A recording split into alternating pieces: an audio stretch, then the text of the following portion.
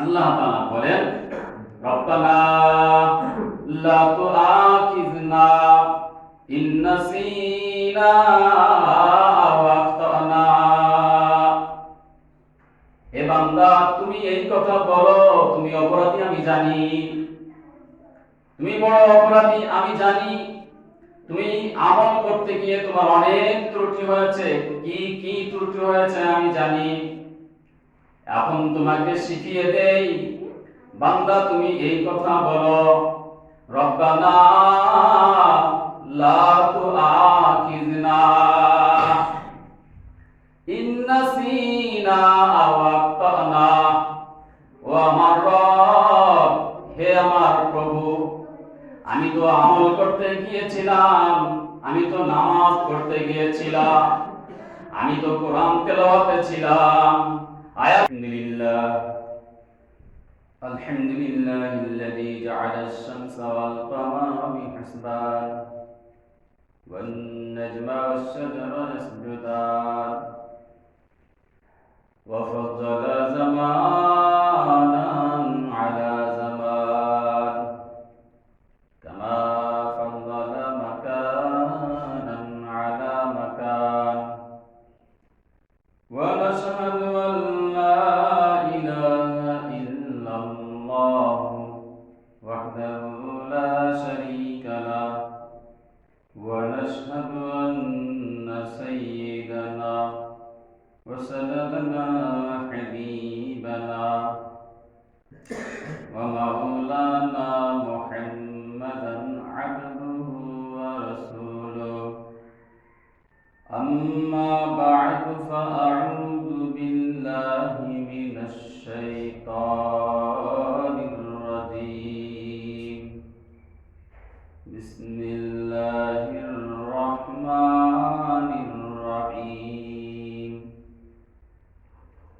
لا يكلف الله نفسا إلا وسعها لها ما كسبت وعليها ما اكتسبت. ربنا لا تؤاخذنا إن نسينا أو أخطأنا. ربنا ولا تحمل علينا إصرا كما حملته على الذين من قبلنا.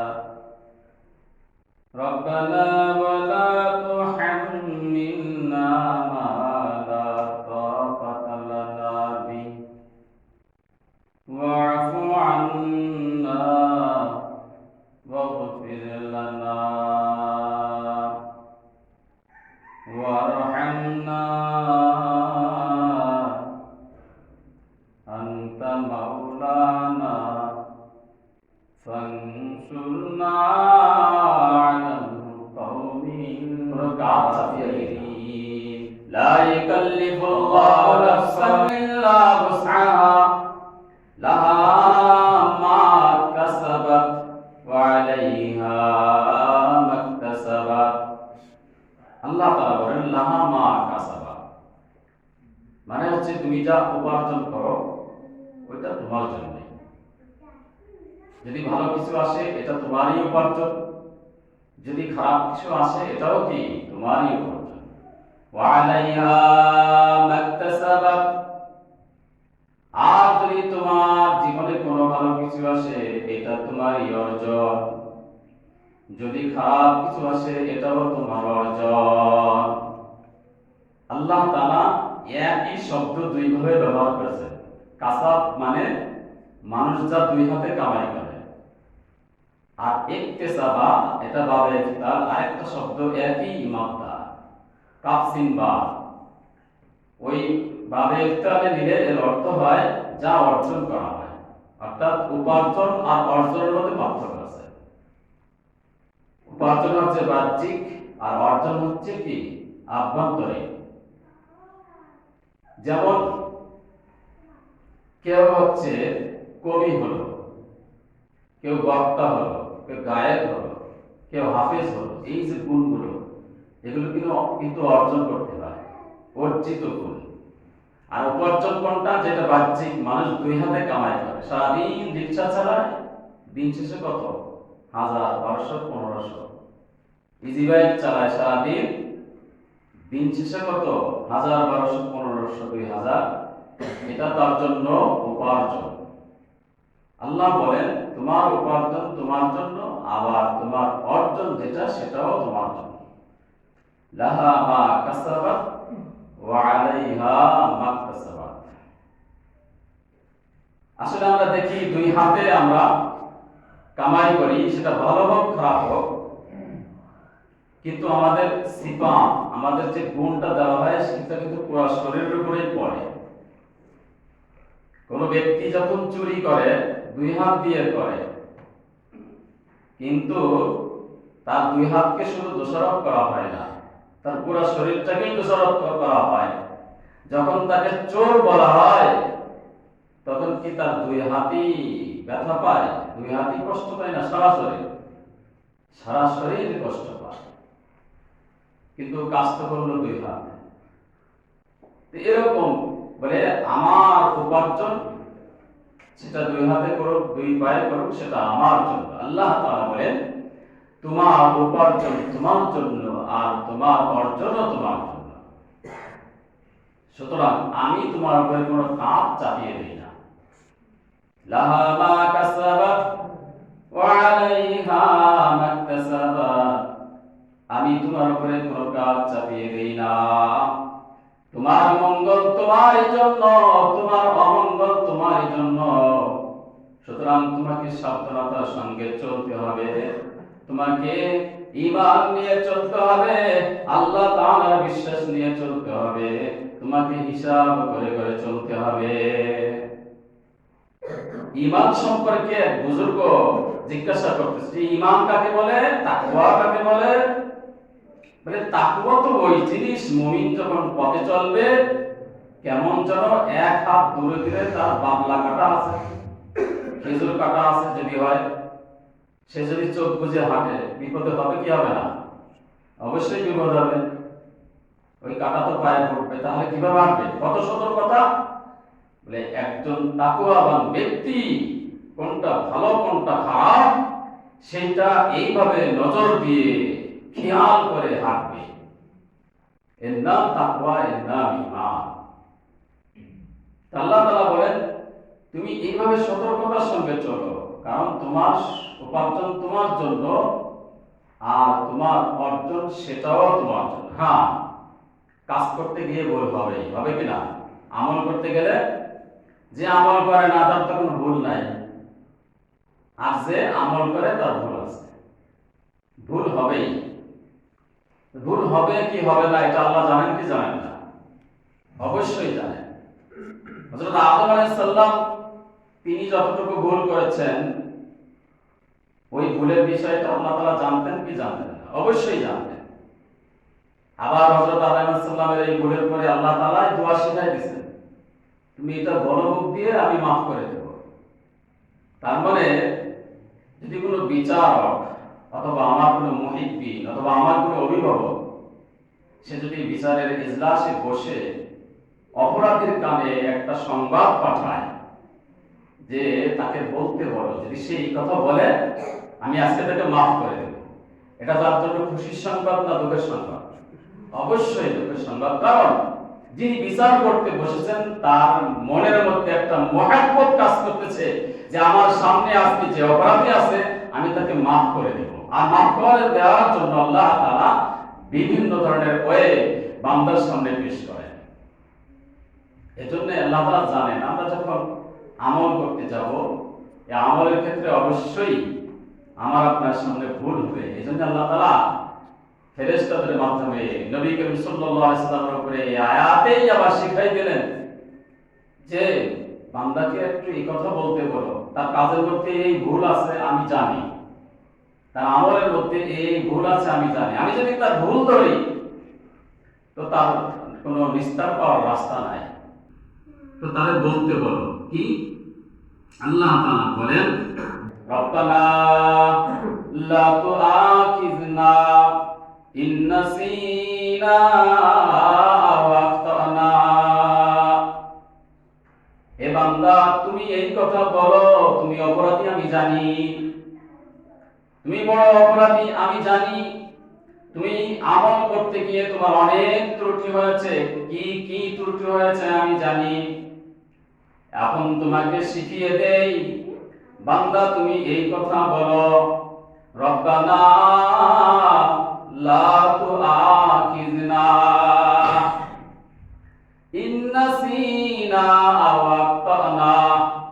ও আমার রব, হে আমার প্রভু, আমি তো আমল করতে গিয়েছিলাম, আমি তো নামাজ পড়তে গিয়েছিলাম, আমি তো কোরআন তেলাওয়াতে ছিলাম, আয় আল্লাহ আমার থেকে অনিচ্ছায় ভুল হয়ে গেছে। ইন্নাসিনা, আল্লাহ আমার তো ভুল হয়ে গিয়েছে, আমি ভুল করতে চাই নাই, তবুও অনিচ্ছায় ভুল হয়ে গেছে। আও আখতানা, হে আল্লাহ অথবা আমি ইচ্ছায়ও ভুল করেছি, আমার কিছু রং, আমার কিছু ভুল ইচ্ছায় হয়েছে, আবার আমার কিছু ভুল আমি ইচ্ছায় করেছি, অনিচ্ছায় করেছি। সুতরাং আল্লাহ রব্বানা লা তুআখিযনা, আমার ভুলগুলো মাবুদ তুমি ধরিও না। ইন্নাসিনা আও আখতানা, আয় আল্লাহ আমার ভুলগুলো না ধরে আমাকে তোমার নিজ গুণে, তোমার রহমতের দৃষ্টি দিয়ে আল্লাহ তুমি আমাকে মাফ করে দাও। এই কথা কে শেখাচ্ছেন? আল্লাহ তাআলা। কেন? বুঝা যায় যে আল্লাহ তাআলা অপরাধী ওই বান্দাকে মাফ করে দেওয়ার ইচ্ছা আছে নাকি?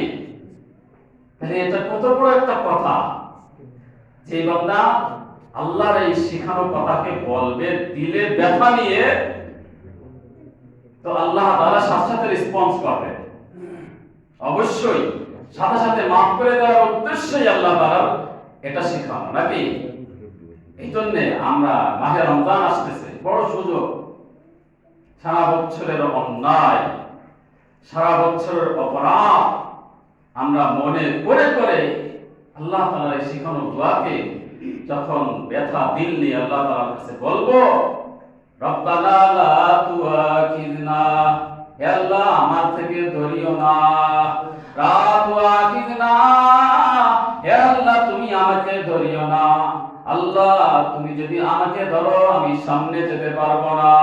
ইন্নাসিনা, আমার থেকে ভুল হয়ে গেছে, আও আখতানা, অথবা ভুল হয় নাই, আমি ইচ্ছাই করেছি। এই সকল ভুল আল্লাহ তুমি আমাকে ধরিও না। পারবো না আমরা বলতে? রব্বানা লা তুআখিযনা ইন নাসিনা আও আখতানা। আল্লাহ বলেন আরেকটু বলো এই কথা, রব্বানা ওয়ালা তাহমিল আলাইনা ইসরান কামা হামালতাহু আলাল্লাযীনা মিন ক্বাবলিনা। হে বান্দা তোমার কথার মধ্যে এটাও যোগ করো, আল্লাহ ওই বোঝা আমার মাথায় দিও না, যেই বোঝা ইতিপূর্বে নবীদের উম্মতের উপরে দেওয়া হয়েছিল, ওই বোঝা আমাদেরকে দিও না। রব্বানা ওয়ালা তাহমিল আলাইনা ইসরান কামা হামালতাহু আলাল্লাযীনা মিন ক্বাবলিনা। এটা বলবো কেন? আমাদের আমলের মধ্যে আর অন্যান্য নবীদের আমলের মধ্যে পার্থক্য আছে। তাদের আমল আরো কঠিন ছিল। হযরত মূসা আলাইহিস সালামের উম্মতের আমল তো এমন ছিল, যে জায়গায় যে কাপড়ের যে অংশে নাপাক থাকবে ওই অংশ কেটে ফেলতে হবে। তাহলে বলেন আমাদের ইচ্ছা অনিচ্ছায় প্রস্রাব বা নাপাক কি লাগে কি লাগে না? এইভাবে যদি আমরা কাটতে থাকতাম আমাদের কত কাপড় লাগতো। এটা আমাদের জন্য কঠিন না সহজ? আল্লাহ তাআলা জানেন যে আমরা দুর্বল, শেষ নবীর উম্মত দুর্বল হবে, এরা দুর্বল হবে, হাত কম, এরা শারীরিকও দুর্বল, মানসিকও দুর্বল হবে, আমল এই কারণে দুর্বল হবে। এজন্য আল্লাহ তাআলা আমাদেরকে বাঁচানোর জন্য এই কথা শেখাচ্ছেন। তুমি বলো রব্বানা ওয়ালা তাহমিল আলাইনা ইসরান কামা হামালতাহু আলাল্লাযীনা মিন ক্বাবলিনা। আমি যখন এই কথা বলবো, আল্লাহ তাআলা যে মূসা আলাইহিস সালামের সময়ে যে লুঙ্গি কেটে ফেলতে হইতো, জামা কেটে ফেলতে হইতো, এখন আমার আর কাটা লাগবে না। নাকি যে অংশে আমার নাপাক লাগবে ওই অংশ ধুয়ে ফেলবো। আমার শরীরের যে অংশে নাপাক থাকবে ওই অংশ কি ধুইলে হয়ে যাবে। আল্লাহ তাআলা আমার জন্য এটা সহজ করে দিয়েছেন। আল্লাহ তাআলা আমাকে গুনাহ মাফের জন্য, আমার বোঝা সহজ করার জন্য আল্লাহ তাআলা এই কথা শিখিয়ে দিয়েছেন। আল্লাহ তাআলা বলেন যে আরো বলো, রব্বানা ওয়ালা তুহাম্মিলনা মা লা তাকাতা লানা বি। হে বান্দা তুমি আরো বলো, আল্লাহ আমার উপরে কোনো কাজ তাহমিল করে দিও না, আমার উপরে কোনো কাজ চাপিয়ে দিও না, আমি সহ্য করতে পারবো না। যে বান্দা আল্লাহকে সরাসরি এই কথা বলবে, রব্বানা ওয়ালা তুহাম্মিলনা মা লা তাকাতা লানা বি, সকাল থেকে সন্ধ্যা, সপ্তাহের শুরু থেকে শেষ, মাসের শুরু থেকে শেষ, সে দেখবে তার সকল আমল তার জন্য সহজ। বলি সুবহানাল্লাহ। আসলে আমরা আমল করতে পারি না কেন? আমাদের জন্য এটা সহজ না, কঠিন মনে হয়।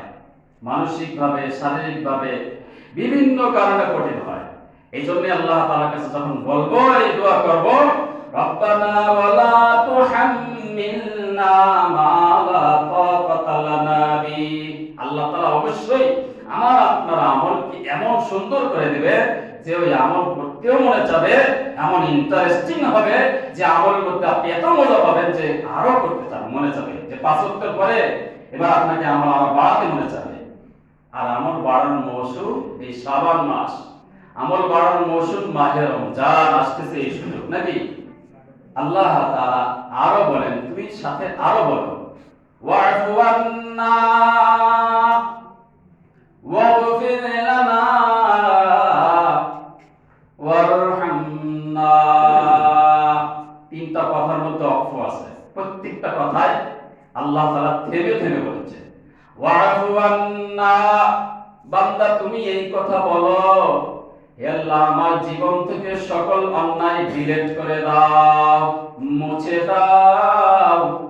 ওয়া'ফু আন্না, আরো বলো, ওয়াগফির লানা, আয় আল্লাহ শুধু ডিলিট করলেই হবে না, ডিলিট যে স্টোরে রয়েছে রিসাইকেল বিন থেকে একেবারে চিরতরে মুছে দাও, যেন এই গুনাহ আবার ফিরে না আসতে পারে। যার অর্থ হলো ওয়াগফির লানা ওয়ারহামনা। আল্লাহ গুনাহ যখন মুছেই দিয়েছো, গুনাহ যখন আবার ফিরে আসবে না এই ব্যবস্থা করেছো, এখন তোমার কাছে রহম চাই।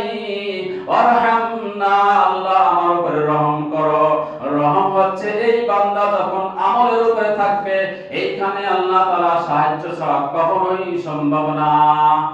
কোন ব্যক্তি যদি আমলে থাকে, নেক আমল করা, এইটা আল্লাহ তাআলার পাশে যদি সাহায্য না থাকে কখনোই সম্ভব না। কোন বান্দা যখন আমল করবে, আল্লাহ তাআলার কাছ থেকে এই জন্য সাহায্য চেতে হবে।